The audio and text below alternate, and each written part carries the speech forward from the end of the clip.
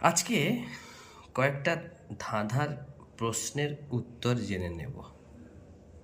প্রথম ধাঁধাটি, কোন জিনিসকে ব্যবহার করার আগে ভাঙতে হয়? এক কথায়, ভাঙবো তারপরে ব্যবহার করব। কোন সেই জিনিসটি? রান্না হয় ওই জিনিসটি দিয়ে।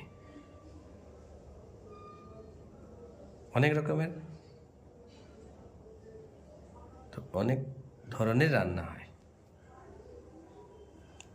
ডিম। আচ্ছা, 2 নম্বর প্রশ্ন,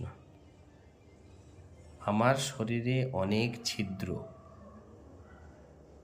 কিন্তু আমি অনেক জল ধারণ করতে পারি। এমন একটি জিনিস, তার গায়ে অনেক